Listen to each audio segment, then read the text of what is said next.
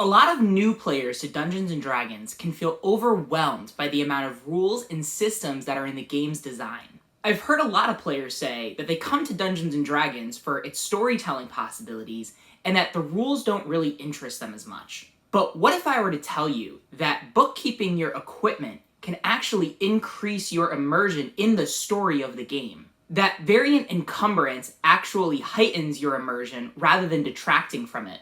In today's video, we're going to be talking about variant encumbrance and some homebrew equipment rules that I have in 5th edition Dungeons & Dragons.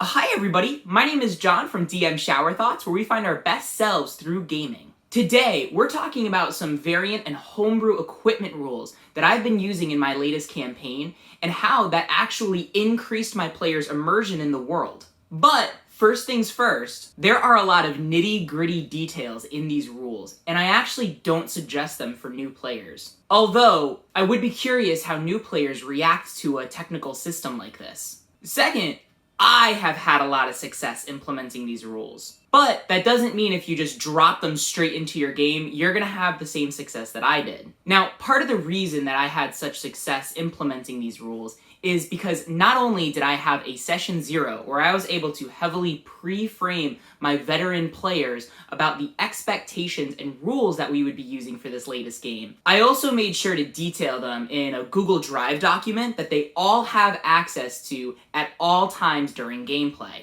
This way, any questions on the homebrew that I'm using can be answered before the game starts, so we're not spending valuable session time answering a lot of mechanics-based questions that would pause the action of the story. One last thing is that these rules are specific to the type of setting I'm running, which, like Eberron, is more of a magic punk setting. So I haven't tested these rules in a generic fantasy environment, and I would be really curious to hear how they're implemented there. Now, let's dive into these custom rules. Now, the first thing I'm implementing is something called variant encumbrance, which is something that you can find in the player's handbook. Usually, to hand wave this so it's not as much of an issue, standard Dungeons & Dragons play has a character's carrying capacity equal to 15 times their strength score. Meaning, a creature with a strength score of 10, which is the human average, can carry 150 pounds of equipment at all times. To me, a creature with average strength can probably lift 150 pounds,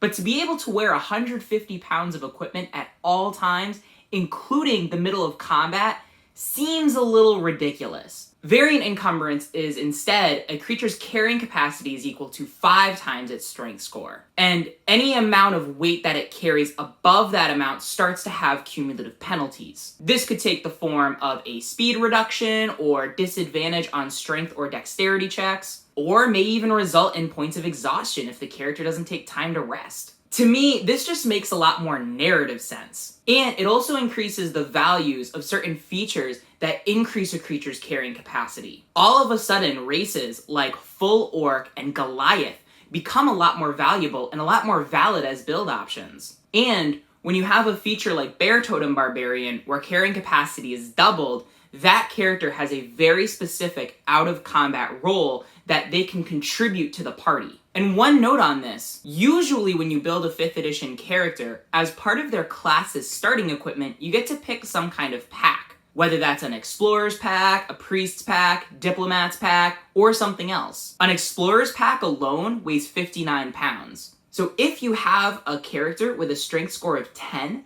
they can't even carry an Explorer's pack. Because they can't carry just every item in the pack, they have to decide what's best to leave behind. And this promotes greater communication amongst party members. Who's gonna carry rations? Who's gonna carry the tinderbox? And that means it's important to know which character is carrying which gear, and it makes it that much more devastating if a character loses their gear for whatever reason. Now, the addition to variant encumbrance I add is not only is there a weight limit that the characters can carry, there's also volume taken into account. For example, based on the math, it's reasonable that a barbarian could lift 6 great swords and carry them on their back. But when you start accounting for volume and the ability to draw the great sword that you want, it starts to make a little less sense. So not only do I take weight into account, I'm taking volume into account. To address this, as part of their physical description, I have every character design their own outfit. In this world, which is a little bit more modern than usual D&D settings, characters don't necessarily wear things like chainmail and full plate. However, they do take on the game statistics when they select their armor. And I do play around with the weight functionality a little bit, so that way a character's carrying capacity isn't completely filled up with just their plate mail. So basically, I have my players select the armor class they want, which may include disadvantage on stealth checks, and I have them build their outfit with attachment points afterwards. So for example, a ranger might have a longbow at their back with their quiver and their 2 short swords by their side. Or a barbarian might have a greatsword on its back and 2 hand axes dangling. And a spellcaster, like a sorcerer, may not need weapons, so they really just have a satchel and they don't have to carry much. Which is good, because usually strength is their dump stat. Not only does this start to ground where the equipment is on the character, it forces the players to think through their physical description in a more detailed way. And that adds immersion for everybody's theater of the mind. Not only does the player have an idea of where all of their equipment is, when they describe their character, they also describe where their equipment is relative to their character's design when introducing themselves to the party. I find that specific details are the key to visual immersion. The other nicety that I've done for my players for this is we actually forego starting equipment, and that includes rolling for gold. The way I set up my player character's story for this campaign is that they're part of a mercenary company, and the company is willing to pay for any of their starting equipment. So I let my players pick any mundane equipment that they could carry to start with. And that does mean that some players get to start with plate mail right away. So from a mechanical perspective, it leads to all of the players accounting for every item they carry. It also means that they're less likely to forget about a crucial item when they need it most. So now I want to know what you guys think. Do any of these rules intrigue you? And how big of a role does equipment play at your table? Let me know in the comments below, and remember, game responsibly. Bye-bye now.